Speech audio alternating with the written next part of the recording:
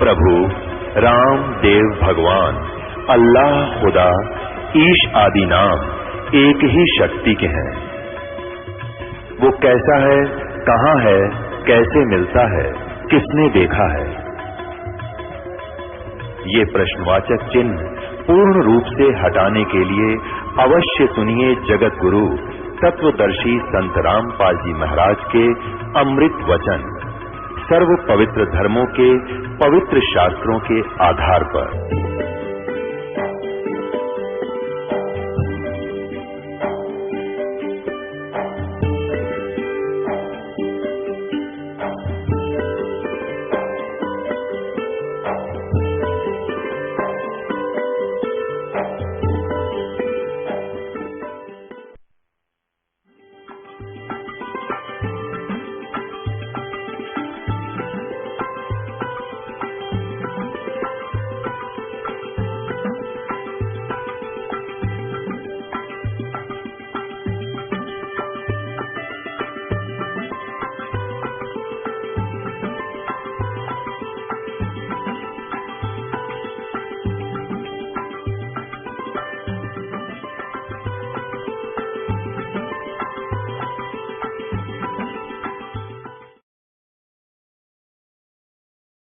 सतगुरुदेव की जय। बंदी छोड़ कबीर परमेश्वर जी की जय। बंदी छोड़ गरीबदास जी महाराज जी की जय। स्वामी रामदेवानंद जी गुरु महाराज जी की जय हो।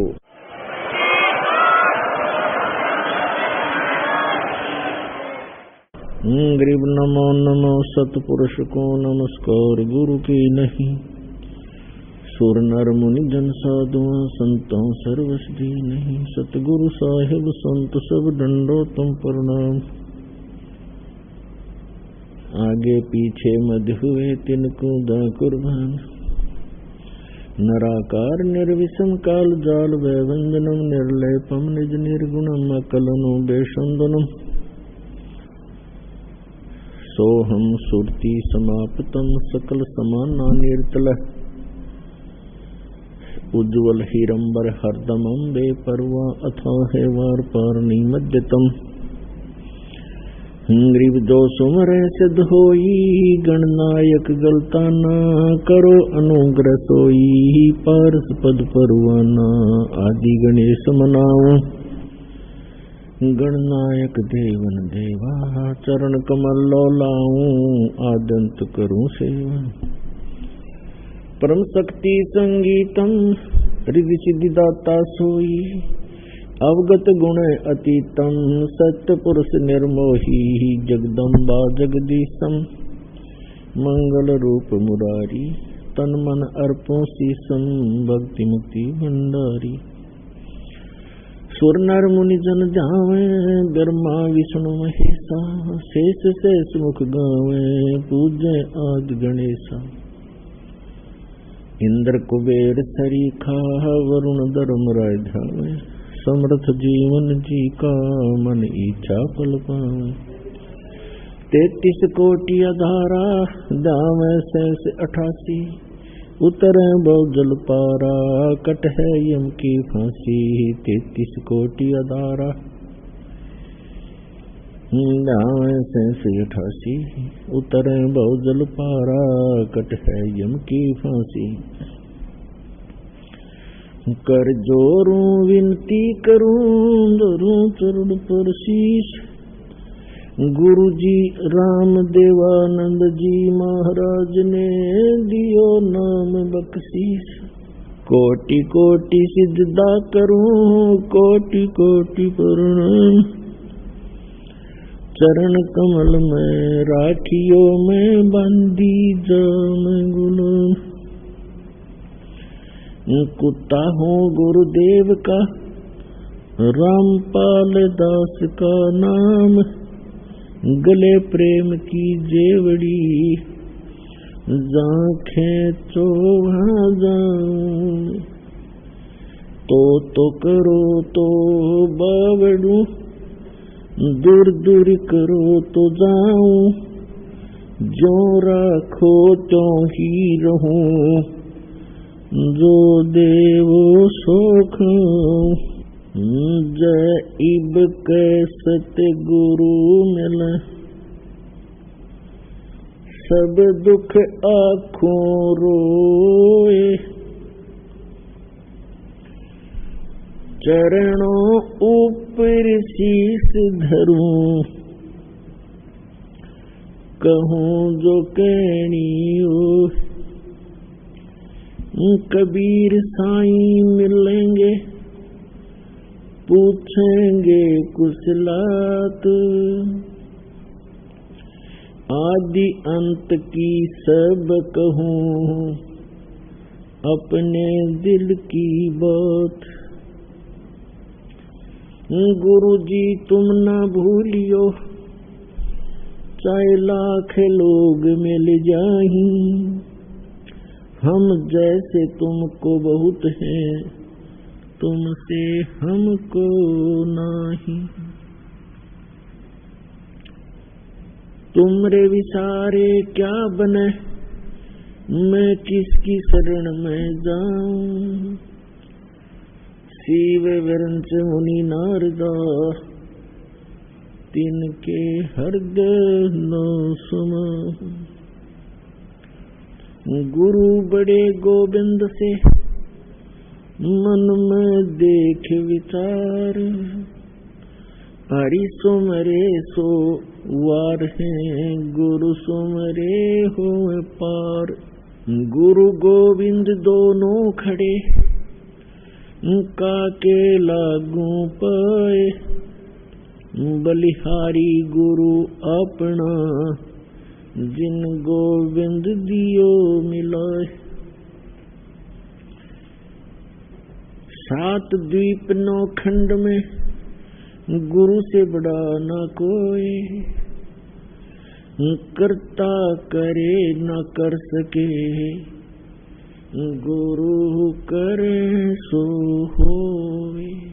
परम पिता परमात्मा पूर्ण ब्रह्म सारी सृष्टि के रचनहार कबीर देव कबीर साहब जी की असीम रजा से आप सभी पुण्यात्माएं सत्संग सुनने के लिए उपस्थित हुए। इस कलयुग के अंदर सबसे दुर्लभ है सत्संग प्राप्त होना। आप जी के ऊपर परमात्मा ने यह विशेष रजा बख्शी है। आप कितनी पुण्यात्माएं हैं कि आपको सत्संग उपलब्ध हुआ। सत्संग का अर्थ होता है सत्य तत्व ज्ञान, सत्य ज्ञान, आध्यात्मिक ज्ञान का जहां प्रचार होता हो उसको सत्संग कहते हैं। अध्यात्म मार्ग के अंदर हमने अपने आध्यात्मिक ग्रंथों को ही आधार मानकर आगे कदम बढ़ाना होगा, क्योंकि आज तक जो भी धर्म या उस धर्म के अंतर्गत फॉलोअर, उनके अनुयायी जितने भी हैं, वे प्रारंभ से ही अपने धर्म ग्रंथों को सर्वोच्च मानते हैं, उत्तम मानते हैं, शिरोधार्य मानते हैं। तो आज भी हमने उनको शिरोधार्य ही मानना होगा। और जो भी धर्मगुरु अपने धर्म ग्रंथों के विपरीत ज्ञान दे रहा है उसको हमने अब छोड़ना होगा, तभी हम भक्ति मार्ग में सफल होंगे। इसके लिए पवित्र श्रीमद् भगवत गीता अध्याय नंबर 16 का श्लोक नंबर 23 और 24 पर्याप्त है हमें समझने के लिए। उसमें विवरण है कि शास्त्र विधि को त्याग कर जो मनमाना आचरण करते हैं उनको न तो सुख की प्राप्ति हो सकती, न उनको कोई सिद्धि प्राप्त होती और न ही उनकी परम गति होती है।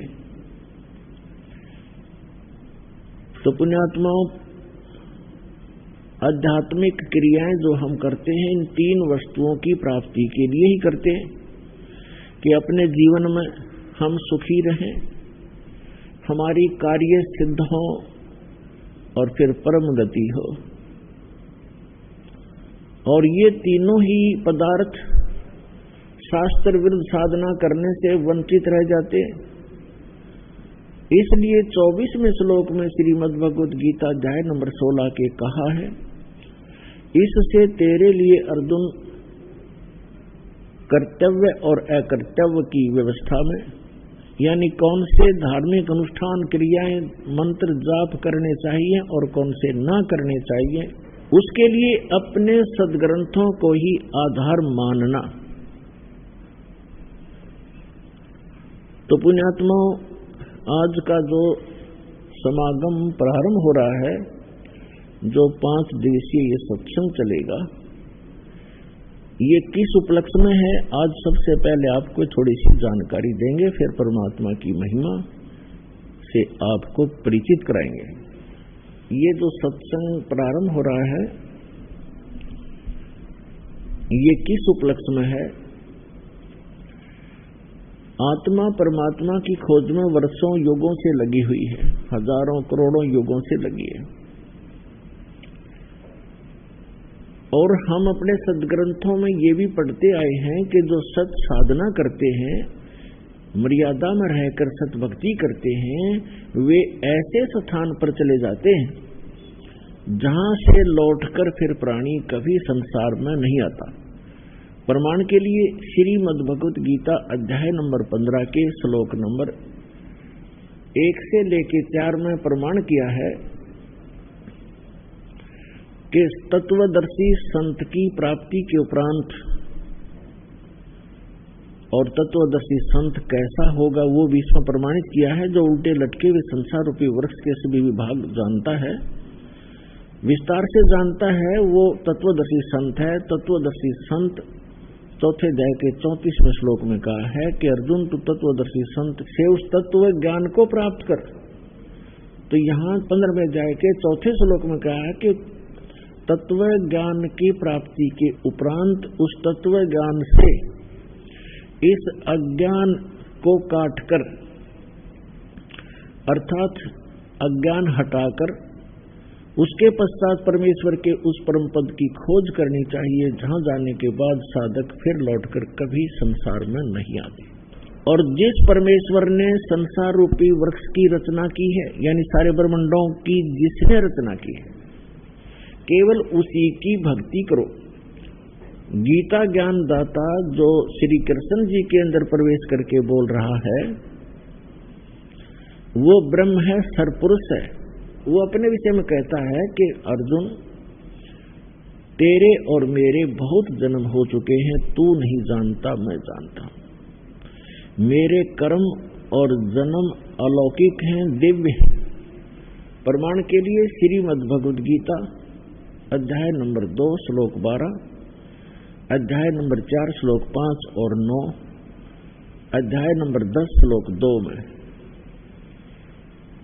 ये गीता ज्ञानदाता स्वयं कहता है कि मेरी भी जन्म मृत्यु होती है और मेरे उपासक की भी जन्म मृत्यु होती है और आपकी भी होती है। अभी तक जो हमारे धर्मगुरु श्री कृष्ण जी की पूजा का हमें विधान बताते थे, यदि हम ये मानकर चलें कि श्रीमद् भगवद गीता का ज्ञान श्री कृष्ण जी बोल रहे हैं, वैसे तो सच्चाई आपको बताई दी दास ने। श्री कृष्ण जी के अंदर ये सरपुरुष यानी काल ज्योत स्वरूपी निरंजन, जिसे योगी लोग ब्रह्म कहते हैं, ऋषि लोग जिसे ब्रह्म कहा करते हैं, वो बोल रहा है। और वो 21 ब्रह्मांड का स्वामी है। और श्री कृष्ण जी विष्णु जी के अवतार हैं। श्री विष्णु समझो से श्री कृष्ण समझो। ये केवल एक ब्रह्मांड में 3 लोकों पर, पृथ्वी लोक, स्वर्गलोक और पाताल लोक, इन 3 लोकों पर केवल एक विभाग के प्रभु हैं, स्वामी हैं।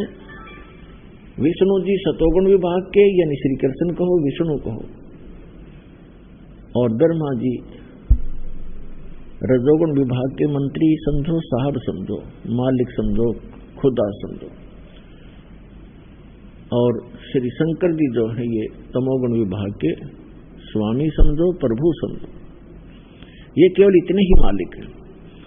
तो गीता ज्ञान दाता जो भी आप समझते थे उसी को सोचकर चलिए, वही मानकर चलिए। वो कह रहा है कि मेरे तो जन्म मृत्यु होते हैं और वो कोई और परमात्मा है जिसकी शरण में जाने से 18वें अध्याय के 62वें श्लोक में कहा है, अर्जुन तू सर्वभाव से उस परमेश्वर की शरण में जा, उसकी कृपा से तू परम शांति को और सनातन परम धाम को प्राप्त होगा। तो यहां हमने अब समझना है कि वो परमात्मा कौन है, जिसके विषय में गीता ज्ञानदाता भी प्रमाणित करा कि उसी की शरण में जाओ, उससे आपको वो स्थान मिलेगा जहां जाने के बाद फिर लौटकर कभी संसार में नहीं आओगे, वो शाश्वत स्थान है। तो अब हम जो प्रसंग चला है कि ये आत्मा परमात्मा को युगों से खोज रही है, और हम पिछले इतिहास देखते हैं अपने ऋषि महर्षियों के, उन्होंने हजारों हजारों वर्ष तपस्याएं की, साधनाएं की, अनुष्ठान किए कि भगवान मिले कल्याण हो। लेकिन यदि उनका मार्ग ठीक होता तो वही मार्ग वो हमें बताया करते थे, तो हम सभी चले जाते और पृथ्वी खाली हो जाती। अब यहां शंका एक और उत्पन्न होती है कि भक्तजन श्रद्धालु कहते हैं कि यदि पृथ्वी खाली हो जाएगी तो यहां कौन रहेगा। तो ये बालक सोच होती है, एक बिल्कुल अबोध बच्चा ये बातें कर सकता है जिसको कुछ भी ज्ञान नहीं। अब ये कोई सुख का स्थान थोड़ा ही है, हर चीज का अभाव यहां पर, और सारा जीवन हम अपने इस पेट पोषण पर ही लगा देते हैं और बीच में ही मृत्यु हो जाती है। इतना गंदा स्थान यहां रहने की इच्छा हमारी क्यों बन रही है? क्योंकि हमें उस अन्य सुख में लोक का ज्ञान नहीं, और वहां जाने का कोई समाधान नहीं। अब जैसे चंद्रमा खाली पड़ा है, ऊपर के ग्रह ये सभी खाली पड़े हैं, तो एक पत्थर ये भी पड़ा रहेगा। हमने कौन सा ठेका ले रखा है यहीं पर गर्मी और सर्दी और भूख प्यास इन कैंसर से पीड़ित होकर मरने और जीने की? यह तो हमारी मजबूरी है। जब हम ऐसे स्थान पर चले जाएंगे जहां हमें शरीर इतना अच्छा मिलेगा जिसमें कोई रोग नहीं, निरामय मिलेगा। निरामय, आमे माने रोग होता है, निरामय माने निरोग शरीर मिलेगा। और ऐसा ही वहां दुनिया होगी आपकी, ऐसे आपका परिवार होगा जो कभी मृत्यु को प्राप्त नहीं होगा। और वहां एक ऐसा शिष्टाचार होगा, यहाँ तो कद बहु सास न गड़न लाग रही है या सास बहु से के सिर हो रही है, रोज कोई ना कोई पंगा जी ने बना रहता है जीव के, हम ढीठ होकर जी रहे हैं, कोई विकल्प दिखाई नहीं दे रहा। तो हम ऐसे स्थान पर चले जाएंगे जहां कोई दुख नहीं, कोई वृद्धावस्था नहीं। अब कौन वृद्ध होना चाहता है, कौन रोगी होना चाहता है, और सभी हो रहे हैं। कौन मरना चाहता है, और सभी मर रहे हैं। तो ऐसे गंदे लोक में और फिर कोई ये कहे कि ये खाली हो जाएगा, ये तो जितना शीघ्र खाली हो उतना अच्छा। ये रहने का स्थान है, कहीं फ्लड आ रही है, मर गई दुनिया, कहीं पर भूकंप आ गया है, कहीं पर वैसे सूखाग्रस्त कोई रोग से मर रहा है, कोई किसी तरह करा रहा है। तो ये तो एक बूचड़ खाना है ये पृथ्वी लोग, और ये स्वर्ग लोग यहाँ के, ये कोई स्थान ठीक नहीं है। तो परमात्मा की खोज में हम युगों से लगे हुए हैं, और यदि उन ऋषि महर्षियों का मार्ग सही होता तो हम चले जाते वहां पर, हम इस संसार में नहीं रहते। इसका कारण यही रहा कि हमारे सद्ग्रंथों का भी ज्ञान हमारे धर्मगुरुओं को नहीं था। वर्तमान के अंदर तो बिल्कुल ही बिजली गिर गई है, और विशेषकर इस हिंदू धर्म में तो कमाल न कर दिया। जितना भक्ति का इस अध्यात्म मार्ग में जो घोटाला देखा है इस हिंदू धर्म के अंदर, और अन्य धर्मों में नहीं देखने को मिलता। अन्य धर्मों के धर्मी जैसे कोई कुरान शरीफ का मानने वाला है, कम से कम कुरान शरीफ को आधार तो मान रहा है, और उसके अनुसार जैसा भी उनकी परंपरा वो एक ही तरह की भक्ति करे। इसी प्रकार ईसाई धर्म में देख ले, मुसलमान सिख धर्म में देख लो, और हिंदू धर्म में देख ले, जितने गुरु उतनी ही पूजा, जितने जो ज्ञान है उतने ही देवता। कोई कुछ पूज रहा है, कोई कुछ पूज रहा है, कोई कुछ बता रहा है, कोई कुछ बता रहा है, कोई आधार नहीं। जबकि हमारे सदग्रंथ हैं, उनको तो देखिए हम झांक के। तो हमारे धर्म गुरुओं को हमारे धर्म ग्रंथों का भी ज्ञान नहीं था। इस कारण से हमारे उन अनमोल रत्न, जो अनमोल खजाना हमारे घर में छुपा पड़ा था, ये हमारे धर्मगुरु उसको हमारे सामने रख नहीं सके, जिस कारण से हम गरीब से गरीब होते चले गए। हम आध्यात्मिक गरीब हो गए, निर्धन हो गए। कबीर साहब कहते हैं, कबीर सब जग निर्धना और धनवंता ना कोई, धनवंता सो जानिए जिस पर राम नाम धन होए। तो हमारे पास राम नाम धन नहीं रहा, जिस कारण से हम भिखारी बन गए। तो पुण्यात्मा, अब हमने फिर धन, राम नाम के धन को पुनः संग्रहित करना है शास्त्र अनुकूल साधना करके। अब आज का जो समागम प्रारंभ हुआ है, इसका उपलक्ष्य है कि ज्येष्ठ सुदी पूर्णमासी को वो परम अक्षर ब्रह्म जो हमारे पिता हैं, जो हमारे हमदर्द हैं, जो हमारे दुख में दुखी होते हैं, जो हमें सुखी करने के लिए और सतलोक जो स्थान हम छोड़कर आए हैं, जहां हम सुखी रहा करते थे, उसकी खबर बताने के लिए, खबर देने के लिए, उसकी जानकारी देने के लिए वो परमात्मा स्वयं ही आते हैं।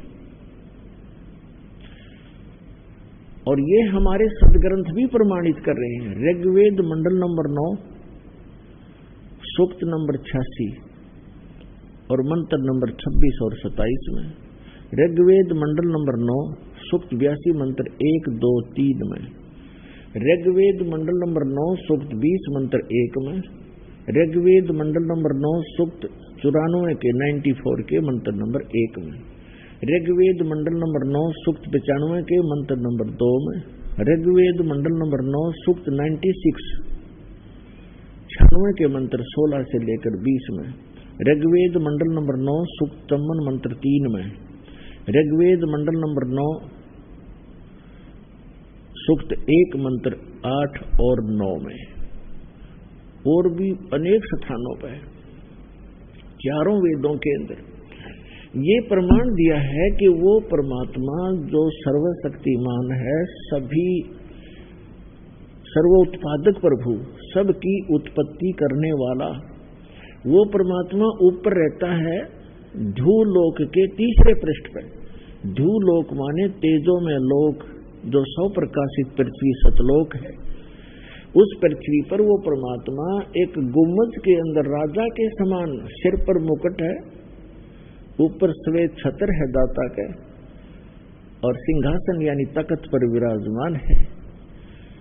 तो जिन महापुरुषों ने परमात्मा को वहां देखा, उन्होंने भी बताया है परमात्मा का साक्षात्कार जिनको हुआ है, क्योंकि वो परमात्मा स्वयं ही उनको लेकर के सतलोक गए थे, अपना निज स्थान दिखाकर उनको वापस छोड़ा था। उनमें से एक हैं आदरणीय गरीबदास साहिब जी, गांव छुडानी, जिला झज्जर, हरियाणा वाले। उन्होंने कहा कि श्वेत छत्र और सिर मुकुट विराजे, देखत ना उस चेहरे नो, गरीबदास ये वक्त जात है, रोगे इस पैरे नो।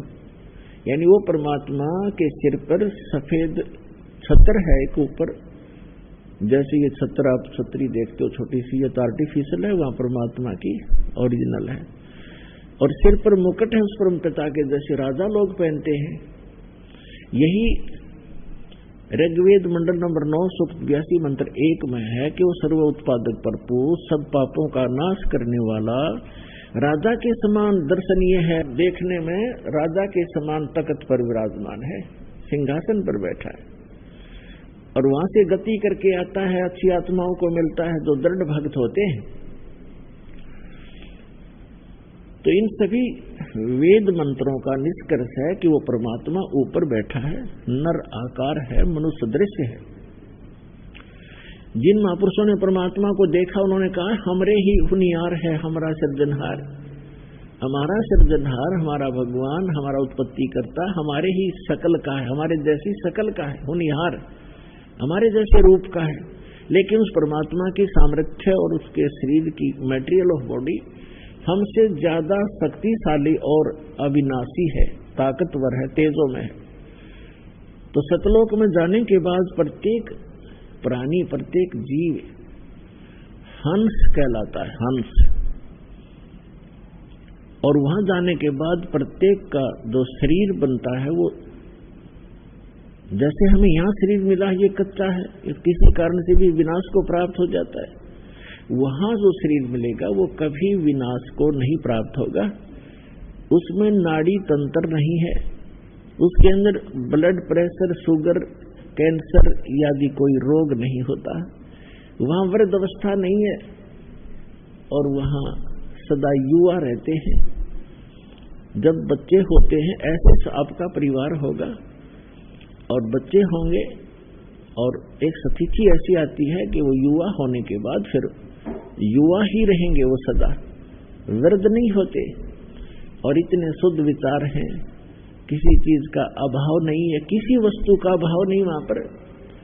यहाँ तो एक हीरा आपने शायद किसी ने जीवन में देखा भी नहीं होगा, हीरा।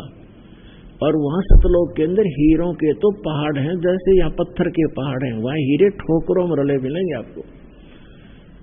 और दूधों की दरिया बहती है, सदाबहार वृक्ष है, किसी चीज का अभाव नहीं, जहां बैठो कुछ खाओ। और सब पकवान आपको किसी प्रकार के पकवान, जैसे परमात्मा जब काशी में आए हुए थे 120 वर्ष रहे, तो एक बार किसी ने मजाक कर दिया था, झूठी चिट्ठियां डाल दी थी कबीर भगवान के नाम से कि सभी साधु संत आओ और कबीर साहब भंडारा कर रहे हैं। और उस समय लीला कर रहे थे, दाता है गरीब कति एक सिंपल भगत की झोंपड़ी में रहा करते थे, 2 समय का मुश्किल से आहार होता था और जिसके द्वार पर 18 लाख व्यक्ति आ गए। तो वो परमात्मा स्वयं गए अपने निज स्थान सतलोक में और वहां से 9 लाख बैलों के ऊपर बने बनाई जलेबी, कचौड़ी, पकौड़ी, दही, बड़े, बूंदी, लाडू सब कुछ भरकर, दाल, चावल, खांड, खीर सब कुछ बने बनाया और यहाँ सेकंड में लाता रहे। तो वहां सब वस्तुएं आपको उपलब्ध हैं। तो वहां कोई राग नहीं, कोई द्वेष नहीं। या तो हम कभी किसी जमीन के बंटवारे पर लड़ मरते हैं, जमीन वहीं रह जाती है और इंसान मर जाते हैं। तो ये वृत्ति खराब क्यों होगी हमारी? क्योंकि एक तो ज्ञान नहीं और दूसरा हमारे साथ भगवान नहीं। जब हमारे साथ भगवान होगा और ज्ञान होगा, हमें किसी चीज का अभाव यहां भी नहीं रहेगा। जब तक आप यहां रहोगे, आपकी सुरक्षा होगी, आपके बच्चों की सुरक्षा होगी। तभी तो हम भगवान की खोज करते हैं कि हमारा परिवार सुखी रहे, हम भी निरोग रहें, हमारी अकाल मृत्यु ना हो। ये मानते हैं हम बूढ़े में बुढ़ापा मर जाएं, लेकिन बीच में ना मरे। तो ये इस गंदे लोक में भी, इस नाशवान स्थल पर भी उस अविनाशी परमात्मा कबीर जी की शरण में आने के उपरांत ही हम ये सुख भी प्राप्त कर सकते हैं। तो ये ज्ञान हमें अभी किसी ने बताया ही नहीं और परमात्मा आकर बताने की चेष्टा कर रहे थे। सन 1398 से सन 1518 तक 120 वर्ष परमेश्वर यहाँ रहे, एक जुल्हा गरीब की भूमिका, निर्धन की भूमिका की। अब वो भूमिका क्यों की? क्योंकि 5 दिन के अंदर इस समागम के दौरान हम आपको परमात्मा की रह कर विस्तार से जितनी हमारी बुद्धि काम करेगी दास की, आपको सब कथाएं सुनाएंगे, तब समझ में आएंगी। चारों युग में संत पुकारे, को के कहा हम हेल रे, हीरे माणक मोती बरसें, ये जग सुगता डेल रे।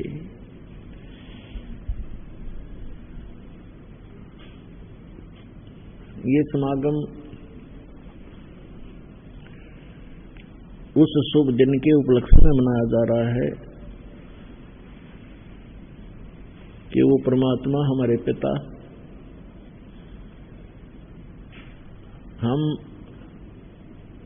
बालकों की गलती को अक्षमा करके जो हमने सतलोक में करी थी, क्योंकि सृष्टि रचना के माध्यम से आपको ये जानकारी होती है कि आप जी कैसे यहाँ फंसे थे इस गंदे लोक में, क्यों इतना कष्ट उठा रहे हैं। ये सजा है आपको, ये दंड है आपको यहाँ मिला हुआ है।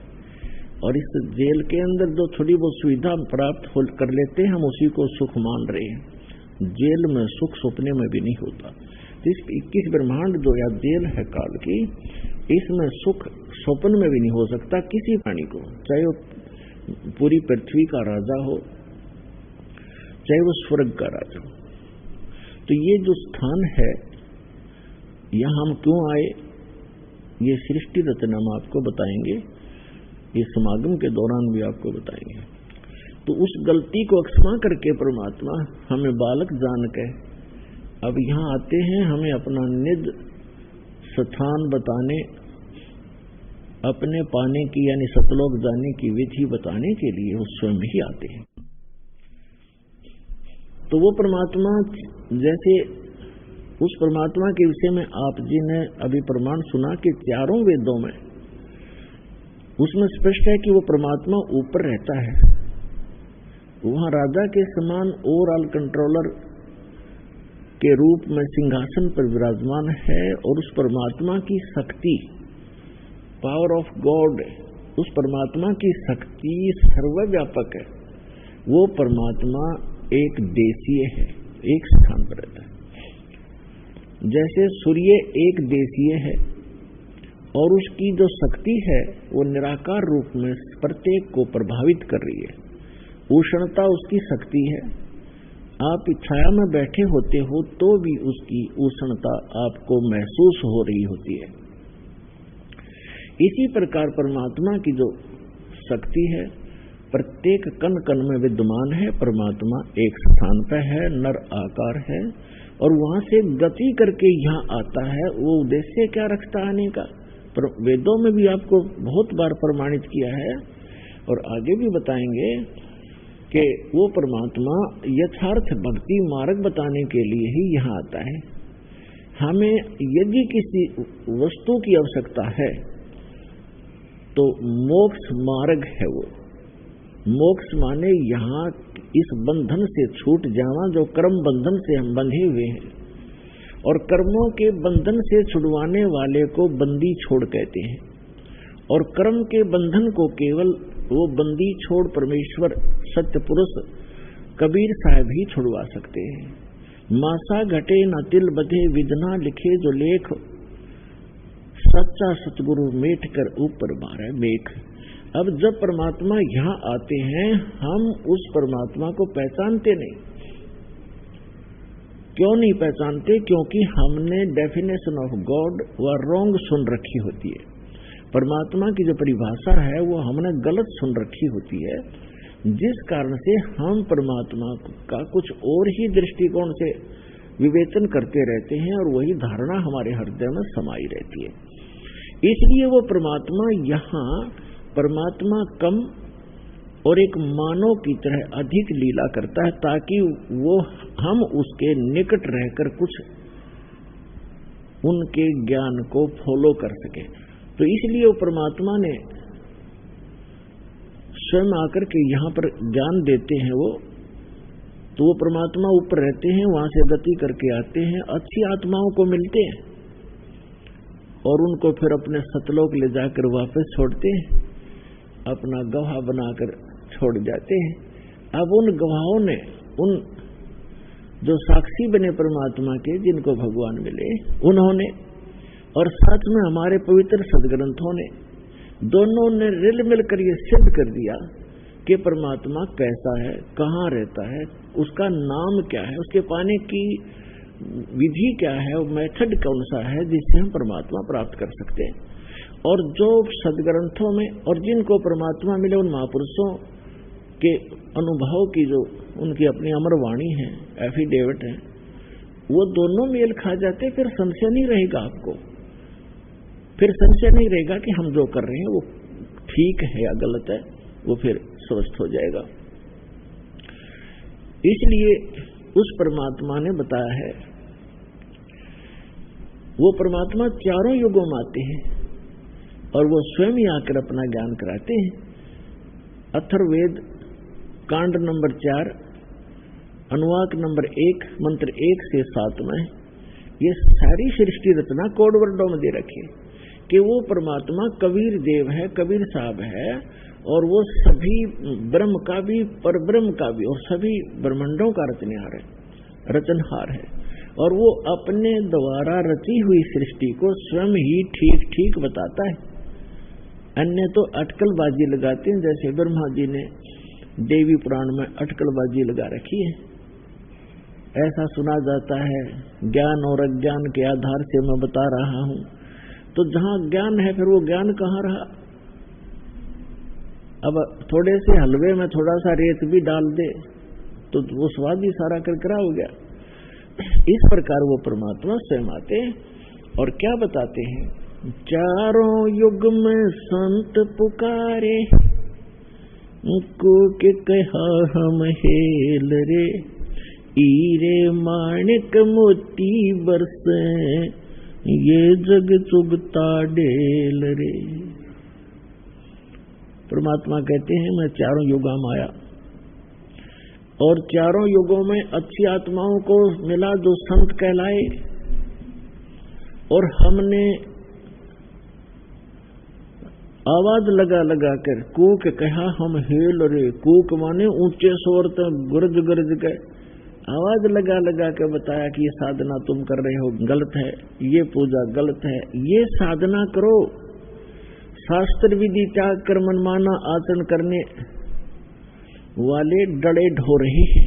ये जग चुगता ढेल रे, हीरे मोती समझकर कंकर इकट्ठे किए बैठे हो आप, और हम हीरे और मोती इनकी वर्षा कर रहे हैं शास्त्र अनुकूल साधना और मंत्रों की, जिससे आपको मोक्ष रूपी हीरे प्राप्त होंगे, आपका जीव सुखी होगा।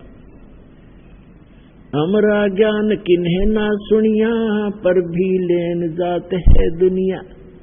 हमारा ज्ञान किसी ने नहीं सुना, किसी ने नहीं सुना, और वहां पर भी लेने जाते हैं। जैसे आप देख रहे हो केदारनाथ के ऊपर कल से कितना भयंकर फ्लड आकर के बदल फट गया, वहां तहस नहस हो गई, बहुत से नुकसान हुए, बहुत से श्रद्धालु मारे गए। अमरनाथ के ऊपर जाते हैं, शायद ही कोई ऐसा वर्ष गया होगा जिसमें 100, 200, 1000, 15 से ना मरे हों दर्शक श्रद्धालु। तो पुण्यात्माओं, आत्मा भगवान बिना रह नहीं सकती, इसका स्वभाव है। इसको आवश्यकता उस भगवान की जिस दिन से ये उससे बिछुड़ी है, उसी दिन से उसको वो सुख नहीं प्राप्त हो रहा जिसको ये छोड़कर आ चुकी है। तो यहाँ परमात्मा कहते हैं हमरा ज्ञान किने ना सुनिया, और वहां धक्के खान जात है दुनिया, पर भी लेने जाती जोड़ तालाब में नहाने के लिए। है कहीं गीता और वेदों में प्रमाणिक की साधना से मोक्ष होगा? तो ये कहां से ग्रहण किया? ये शास्त्र विरुद्ध साधना है। इन लोक वेद बना रखा है अज्ञानी संतों, ऋषियों और आचार्यों ने। अब परमात्मा क्या बताते हैं? सतयुग में सत सुकृत कह टेरा, त्रेता नाम मुनींदर मेरा, द्वापर में करुणा में कहाया, और कलियुग नाम कबीर दराया। चारों युग में संत पुकारे, और कूक कहा हम हेल रे, हीरे माणिक मोती बरसे, ये जग चुगता डेल रे। पुण्यात्माओं, किसी भी महापुरुष का इतिहास आपको नहीं मिलेगा जो चारों युग के अंदर आए हों, और चारों युग से आगे की भी जो जिन्होंने जानकारी दी हो, और सृष्टि की रचना की जानकारी जिन्होंने दी हो, तो वो परमात्मा है जिसने अपने द्वारा रची हुई सृष्टि को ठीक ठीक बताया। क्या बताया है? परमात्मा इस वर्तमान के चल रहे चतुर्युगी में सबसे पहले सतयुग के अंदर सत सुकृत नाम से यहाँ प्रकट हुए थे, और ये लीला ऐसी ही करते हैं। परमात्मा वो परम अक्षर ब्रह्म, इनफैक्ट वास्तव में यदि कोई भगवान है, परमात्मा है, तो एक ही है। परमात्मा एक है, प्रभु अनेक हैं। पुणात्मा, धीरे धीरे आप बच्चे हो, इस अध्यात्म मार्ग की जब आप पीएचडी कर लोगे तब इन कोड वर्डों को समझोगे। अभी तो हम सभी को ही भगवान कह देते हैं, सभी को परमात्मा कहते हैं। फिर आपको लास्ट में एक ही परमात्मा नजर आएगा, जैसे श्रीमद् भगवद गीता अध्याय नंबर 15 के श्लोक नंबर 16 और 17 में 3 पुरुष हैं, एक सरपुरुष, एक अक्षर पुरुष।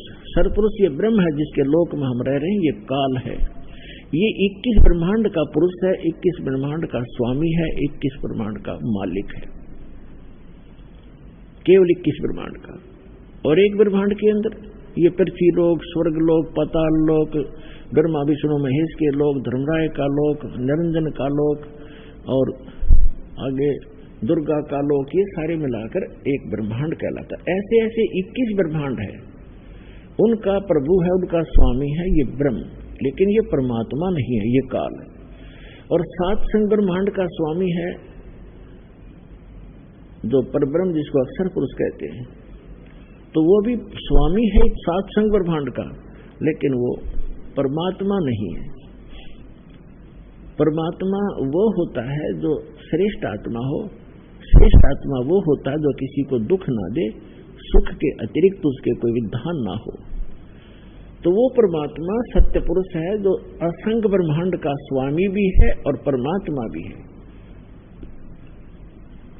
वो सत्य पुरुष है। जैसे श्रीमद् भगवद गीता अध्याय नंबर 15 के श्लोक 16 और 17 में 3 पुरुष हैं, एक सरपुरुष, एक अक्षर पुरुष। सरपुरुष को हम काल कहते हैं, ब्रह्म भी कहते हैं, सरब्रह्म भी कहते हैं, और अक्षर पुरुष को अक्षर ब्रह्म भी कहते हैं और परब्रह्म भी कहते हैं संत भाषा में। और तीसरा जो परमात्मा, उसे परम अक्षर ब्रह्म भी कहते हैं, उसे परम अक्षर पुरुष भी कहते हैं और उसको परमेश्वर भी कहते हैं, सत्य पुरुष। सत्य माने अविनाशी, पुरुष माने प्रभु, परमात्मा। तो ये जो तीसरे नंबर का परमात्मा है, इसके विषय में गीता अध्याय नंबर 8 के श्लोक नंबर 1 में अर्जुन ने पूछा कि भगवान, आपने गीता अध्याय नंबर 7 के श्लोक नंबर 29 में कहा है कि तत्ब्रह्म को जानकर और सारे अध्यात्म से परिचित और सभी कर्मों से परिचित केवल साधक जरा और मरण से छूटने का ही प्रयत्न करता है, संसार की किसी वस्तु को वो नहीं चाहता। तो वो ऐसा वो तत्ब्रह्म है। तो 8वें अध्याय के प्रथम मंत्र में गीता जी में पूछा है, किम तत्ब्रह्म, वो तत्ब्रह्म क्या है, वो कौन है वो तत्ब्रह्म। तो गीता अध्याय नंबर 8 के श्लोक नंबर 3 में गीता ज्ञानदाता कहता है, वो परम अक्षर ब्रह्म है, वो सर्वशक्तिमान परमात्मा, परम अक्षर ब्रह्म, सबसे श्रेष्ठ। परम माने श्रेष्ठ, अक्षर माने अविनाशी और ब्रह्म माने परमात्मा। अब जैसे अक्षर पुरुष को भी अक्षर पुरुष कहा है, परब्रह्म को भी अक्षर माने अविनाशी, लेकिन यहाँ परम अक्षर पुरुष कहा है कि उस वास्तव में अविनाशी परमात्मा वो है श्रेष्ठ, सबसे श्रेष्ठ। अब जैसे एक स्टील भी धातु है, काफी लंबे समय तक रह जाती है। एक मिट्टी धातु का बना हो, जैसे एक मिट्टी से बना हो, एक स्टील से बना हो, तो उस मिट्टी वाले की तुलना में वो स्टील वाला स्थायी ज्यादा है, लेकिन उसका नाश होगा एक दिन, उसको जंग लगेगा। और वास्तव में सोना जो है उसको जंग नहीं लगता, तीसरा मटेरियल वो समझो। तो ऐसे वो परमात्मा परम अक्षर ब्रह्म है। तो गीता अध्याय नंबर 15 के श्लोक नंबर 16 और 17 का ये निष्कर्ष है कि इस पृथ्वी वाले लोक में, नाशवान लोकों में 2 प्रभु प्रसिद्ध है, एक सरपुरुष एक अक्षर पुरुष। और इनके अंतर्गत जितने प्राणी हैं वो भी नाशवान है। जीवात्मा तो किसी की भी नहीं मरती, हो तो पशु पक्षियों की भी नहीं मरती, वो तो अलग विषय है। फिर 15वें अध्याय के 17वें श्लोक में कहा है, 15वें अध्याय के 17वें श्लोक में कहा कि उत्तम पुरुष है तू अन्य। उत्तम पुरुष माने श्रेष्ठ भगवान, पुरुषोत्तम। वो तो इन दोनों से अन्य है, सरपुरुष और अक्षर पुरुष से। और परमात्मा इति उदाहरते, जिसको परमात्मा कहा जाता है, परमात्मा श्रेष्ठ, श्रेष्ठ आत्मा जो कभी दुख ना दे किसी को। और ये लोग तरमाविष्य विवर्ती अवैश्वर है, जो तीनों लोकों में प्रवेश करके सबका धारण पोषण करता, वो है अविनाशी परमात्मा। तो ये परमात्मा परमेश्वर, ये जो तीसरे नंबर का भगवान है, ये है हमारा सबका जनक है, ये है वास्तव में परमात्मा। बाकी स्वामी है, प्रभु है। तो यहाँ थोड़ा सा आपको धीरे धीरे सारा ज्ञान कराएंगे। तो क्या बताया है कि चारों युग में ये परमात्मा आते हैं और ये लीला करते हैं। जैसे गीता, जैसे ऋग्वेद मंडल नंबर 9 और सूक्त नंबर 1 मंत्र 8 में कहा है कि वो परमात्मा सब पापों का नाश करने वाला परमात्मा हमारा 3 प्रकार की 3 सतीथि से हम सबका धारण पोषण करता है। वो 3 सतीथि कैसी है? एक सतीथि में परमात्मा सतलोक में रहता है, तेजो में शरीर है उस परमेश्वर का, मनुष्य दृश्य है, वो सिंहासन पर विराजमान है, एक बहुत बड़ा गुम्बद स्तूप है, बहुत बड़ा,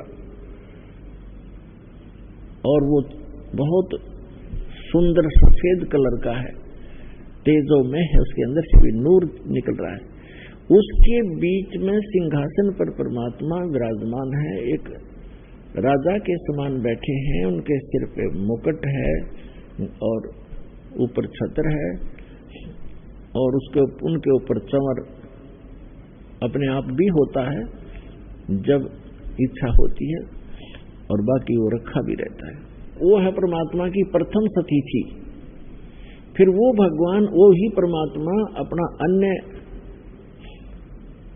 रूप धारण करके अपने शरीर को सरल करके, क्योंकि वहां जो परमात्मा बैठे हैं परमेश्वर परमअक्षर ब्रह्म, उनके एक रोम में, एक रोमकूप कहो, एक रोम कहो, रोम तो कहते हैं बाल को, रोमकूप जहां बाल उगता है, उस परमात्मा के एक रोम में, एक रोमकूप में समझो इतनी रोशनी है, करोड़ सूर्य मिला दे, करोड़ चंद्रमा, वो भी फीकी पड़े। तो वो परमात्मा का ऐसा नूरी शरीर है, मनुष्य सदृश है, सिर पर मुकुट है, और वहां जाकर हंस सभी उस परमात्मा पर चंवर करते हैं, अपने मालिक पर।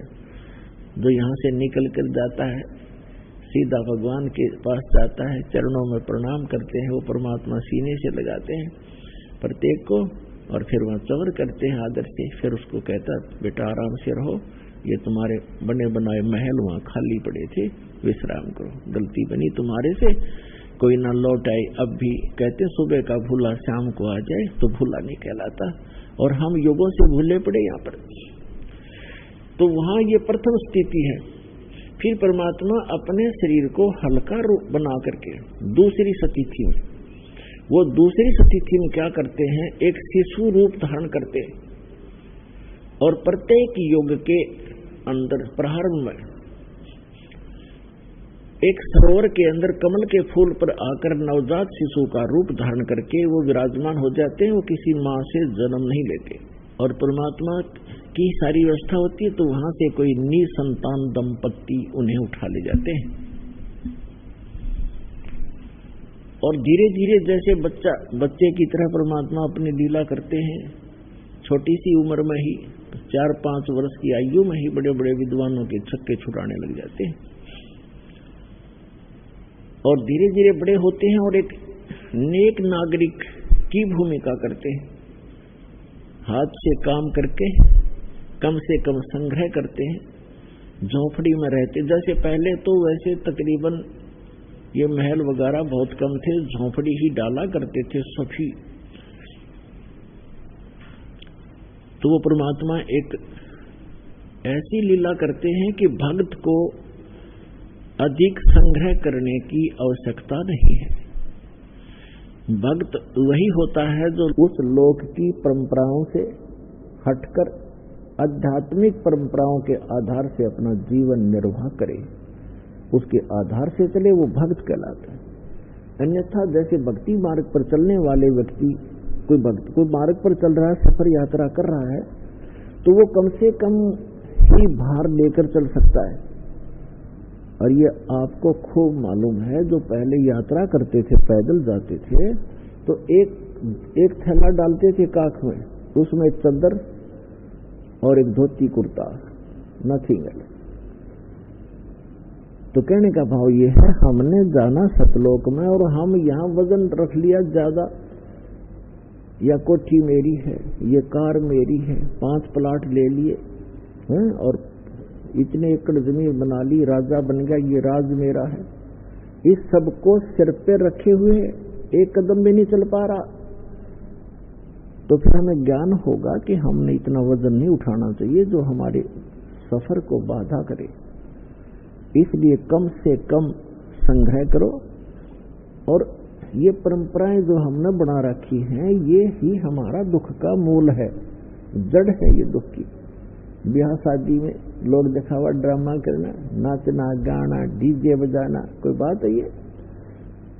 हमने बहुत से देखा, पहले दिन डीजे बजा रहे हैं, लड़के का विवाह है, धरती तोल रखी, अगले दिन वो दूल्हा ही मर जाता है दुर्घटना के अंदर। अब टक्कर मार कर रो रहे हो, अब बजाओ डीजे। पैसे गंदे लोक में, और हम ये ऐसी परंपराएं बनाकर अपना जीवन नाश कर रहे हैं। दहेज लेते हैं, लोग दिखावा देते हैं, तो ये नहीं करना चाहिए हम, क्योंकि सारा जीवन कमाते रहते हैं, फिर उठाकर ब्याह और कोठी पर लगा देते। तो हमने सिंपल मकान जो भगवान अलाउड करे उतना ही बनाओ, चाहे अपनी झोंपड़ी डाल लो, दया करता है भगवान तो मकान बना लो, आपकी व्यवस्था है तो। एक झोंपड़ी भी अच्छे ढंग की बनाई हुई उतना ही काम करेगी जो आपके महल करेंगे। और आजकल के पक्के मकानों से झोंपड़ी जो डाली जाती थी वो गर्मी सर्दी दोनों से प्रोटेक्ट करना करती थी, आज एसी भी ना काम करे तो वो करा करती थी। तो जैसा भी है, देश काल परिस्थिति जो बदल गई है, तो हम कैसे भी मकान बना कर रहे हैं, लेकिन भगवान की भूल ना पड़े और इन परंपराओं को कम करें हम, ताकि जैसे कि आज के हमारी रिवाज बन गई है, बेटी को हमने दुश्मन बना लिया गलत परंपराएं करके। क्योंकि लड़की जन्म होते ही हम ये मान लेते हैं ये बाहर बन गई, क्योंकि इसका विवाह करना 2-4 लाख रुपये लगाने पड़ेंगे तब कोई ग्रहण करेगा, फिर उसको बच्चा होगा, कदे पी लिया, कदे छूट छक, कदे फलाना, फिर भात हो गया। तो ये क्या हो सकता है इन चीजों की? ये अपने ये मैन मेड है, गॉड मेड नहीं है, और हमने इनको खत्म करना पड़ेगा। तो बेटी देखना, सब चाह करेंगे बेटी हो, क्योंकि वजन ही नहीं रहेगा हमारे ऊपर। तो और बेटी बिना फिर बेटे के गाड़ोगे, बेटी ना हुई तो फिर ब्याह कितना होगा, अगला बेटी ना होगी तो किसे कहे। तो हमारी बुद्धि पर पत्थर पड़ गए, हम भगवान से दूर होकर समाज में ही रंग गए और उसी दृष्टिकोण से सोचने लग गए। तो इनसे ऊपर उठना पड़ेगा, तब हम भक्ति कर सकते हैं। हम सतलोक चलना है तो इन मर्यादाओं का अपना पालन करना पड़ेगा। यदि आप विद्यार्थी हैं तो विद्यार्थी वाला ही काम करे, और फिर वो अगर वो बच्चों में गधों पर बैठकर घूमता है गांव में जाकर तो विद्यार्थी नहीं है और स्कूल आता नहीं है। इस प्रकार आप जी ने ये अन्य परंपराएं त्यागनी होंगी। तो कहने का भाव ये है कि परमात्मा स्वयं आते हैं, एक लीला करके दिखाते हैं कि भक्त को केवल इतना ही पर्याप्त है, इससे अधिक नहीं।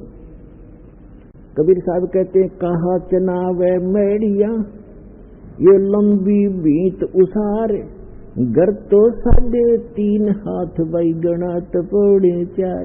क्या प्रसन्न हो रहा, लंबी लंबी द्वार खींच कर लंबी लंबी मेड़िया बनाता है, बड़े जवाने बनाकर ऊंची ऊंची कोठियां गाड़ रहा है, महल हवेली बना रहा है।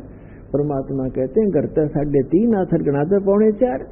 3.5 हूठ हाथ कहते हैं 3.5 हाथ को। ये जो हाथ है यहाँ से लेकर यहाँ तक कौनी तक, ये एक हाथ कहलाता है। और प्रत्येक स्त्री या पुरुष का अपना शरीर 3.5 हाथ का होता है।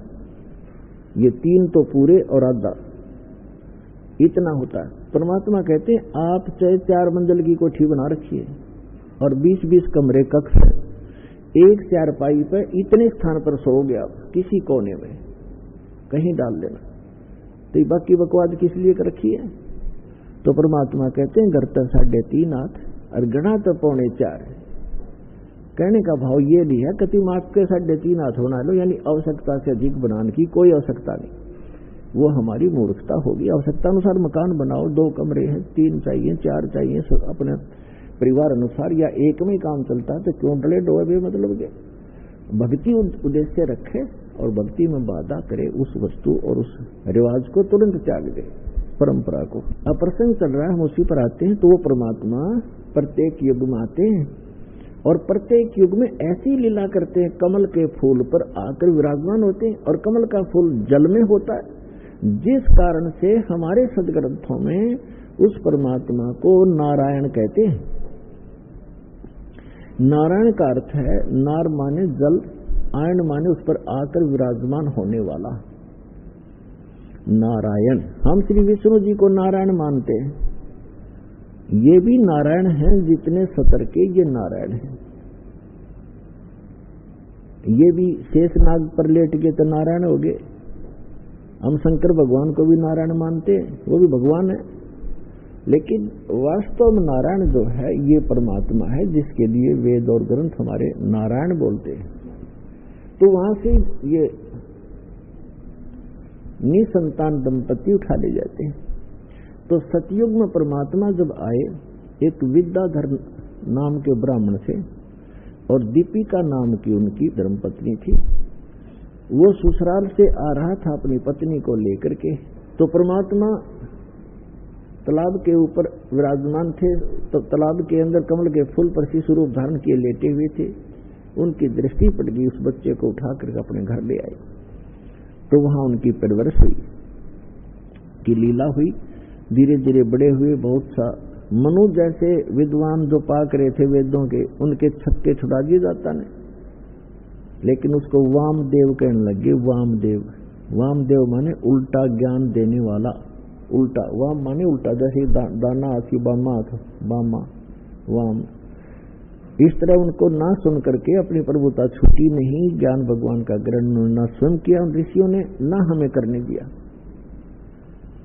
फिर अगले जन्म में परमात्मा की दया हुई, वही आत्माएं जो विद्याधर और दीपिका वाली आत्माएं त्रेता के अंदर एक वेदविद ब्राह्मण नाम का ब्राह्मण हुआ और सूर्या नाम की उसकी पत्नी का संयोग हुआ। वो वही आत्मा थी जो सतयुग में थे।